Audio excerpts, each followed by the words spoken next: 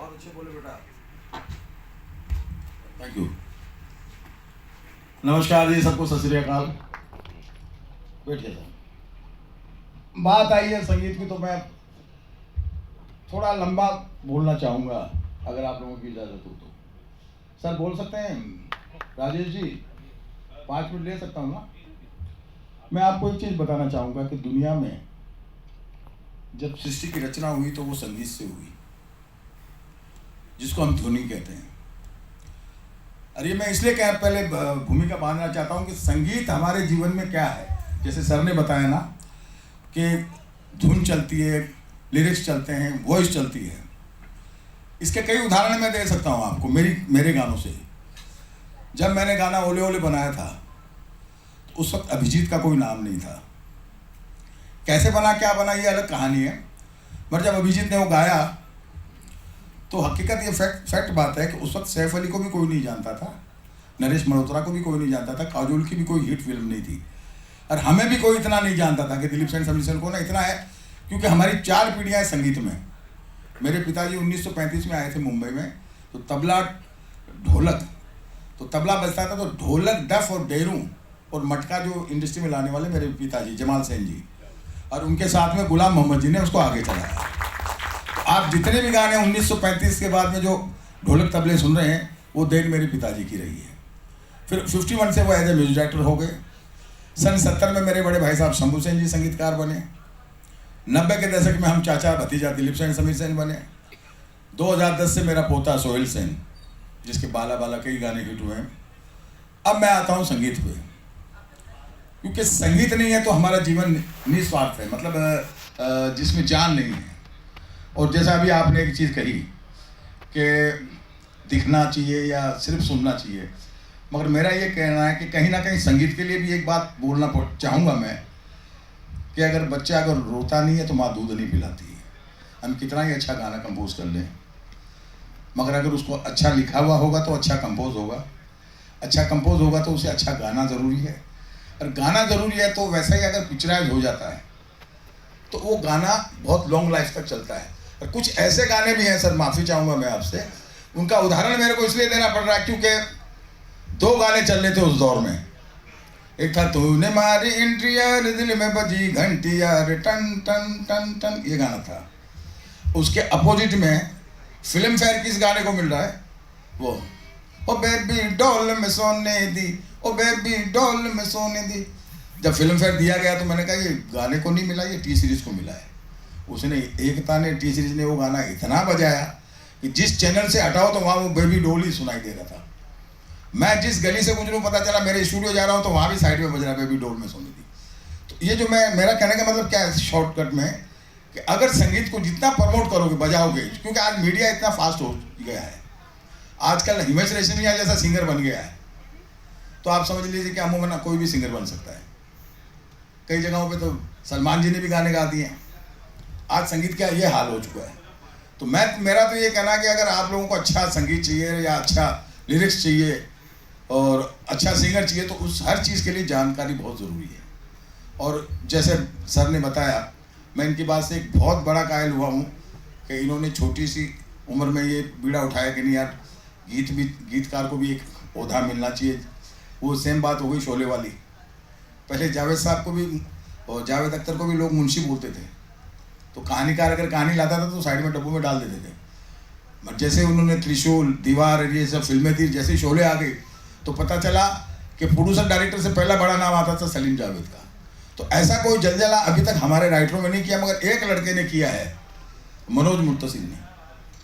आज मनोज साहब हमारी इंडस्ट्री के एक बहुत ही माने हुए लिरिक्स में तो हैं, और जिन्होंने जो भी गाना लिखा वो सारा हिट हुआ। तो मैं सबसे पहले तो आप लोगों से चाहूँगा कि गीतकार के लिए ताली ज़रूर दीजिए, क्योंकि वो गीतकार हैं जिसकी वजह से आज कई म्यूजिक डायरेक्टर हिट हुए हैं। अब आ जाइए मेरी ज़िंदगी में कि शब्द कैसे आते हैं। एक फिल्म की सिचुएशन मैं सुनाना चाहूँगा।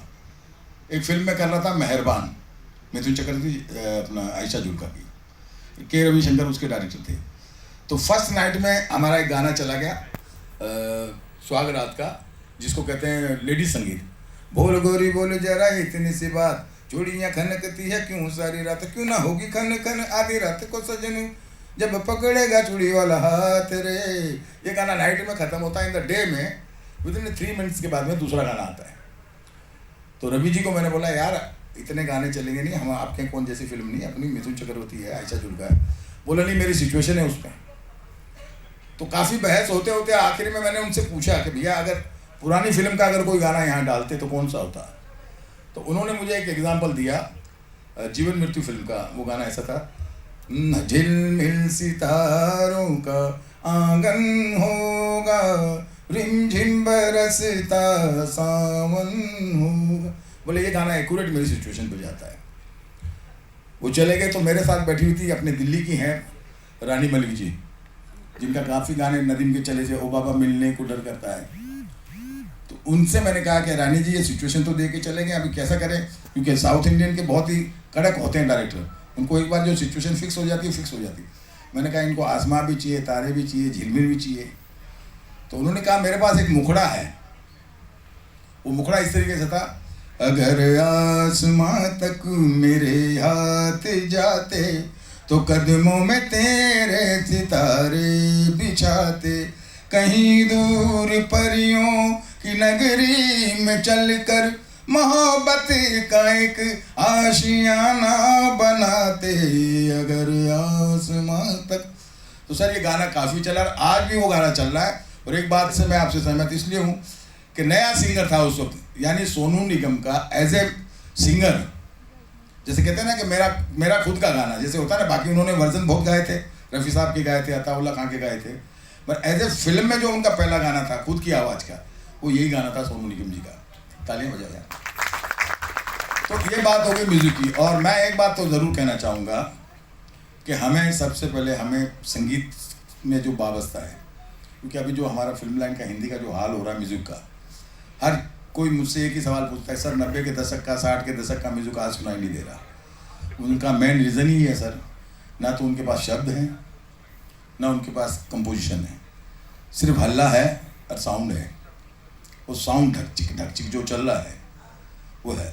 अब ले दे के अगर हम लोग कहीं फंसते हैं तो पंजाब का सहारा लेना पड़ता है, पंजाबी फोक लेना पड़ता है, अब उससे वो फिल्म को बचा के हम लोग। और इसी बात के लिए आई थिंक बंटी बाजी के लिए एक बार जोरदार तालियां, जो इतना अच्छा लिरिक्स दे रहे हैं और बड़े बड़े म्यूजिशियंस को उन्होंने खड़ा किया है। आई थिंक ये हम सब इसको एक बात से एग्री करते हैं दिलीप सिंह साहब की, कि हमें बहुत पंजाब म्यूजिक इंडस्ट्री का बहुत सहारा लेना पड़ता है, चाहे वो बॉलीवुड फिल्म हो, बड़ी से बड़ी फिल्म हो, ताकि उस फिल्म को कमर्शियल फिल्म को और बड़ा करा जाए। जी मैं एक और एग्जांपल देना चाहता हूँ सर।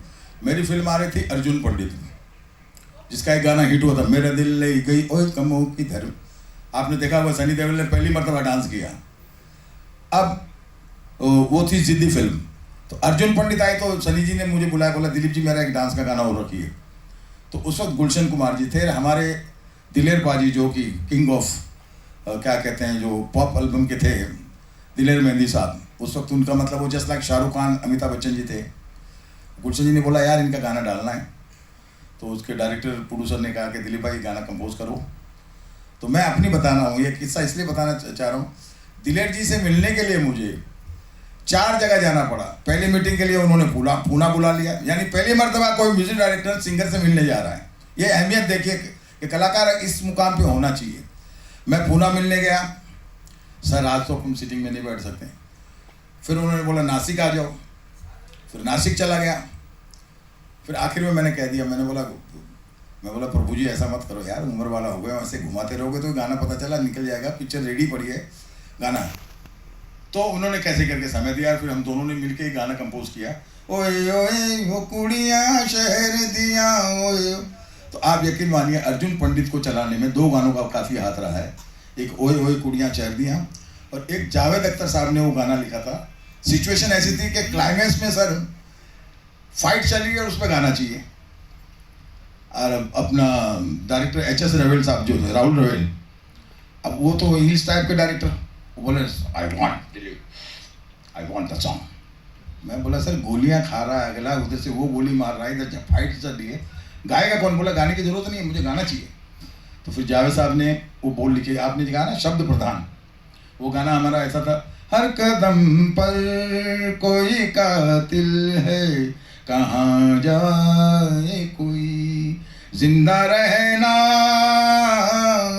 जिंदा रहना बड़ा मुश्किल है, कहाँ जाए कोई। तो इस तरीके से तो ये दो गाने मेरे अर्जुन पंडित के काफ़ी हिट रहे।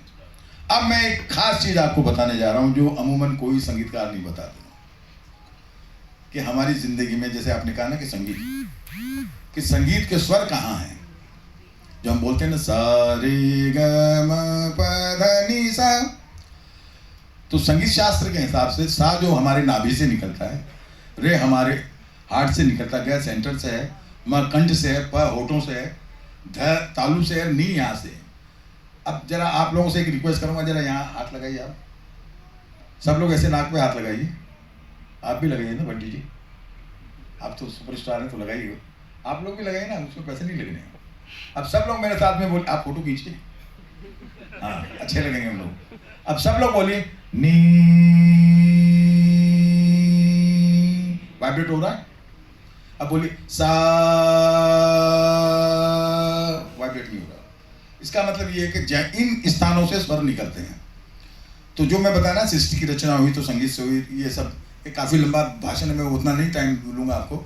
तो संगीत बहुत ज़रूरी है, और अगर आप प्रॉपर सीखते हैं और सीख के अगर इसमें आते हैं, जानकारी हो, तो मुझे लगता है कि आप भी बंटी जी की तरह बहुत जल्दी सक्सेस होंगे। और हमें तो ये हमारा कल का सुपरस्टार, आज भी सुपरस्टार है, मगर कल के हमारे, यानी हमें खुशी इस बात की है कि हमारी जो गद्दी हम छोड़ के जाना चाह रहे हैं उसमें आपका, हमारे उत्तराधिकारी हैं ये।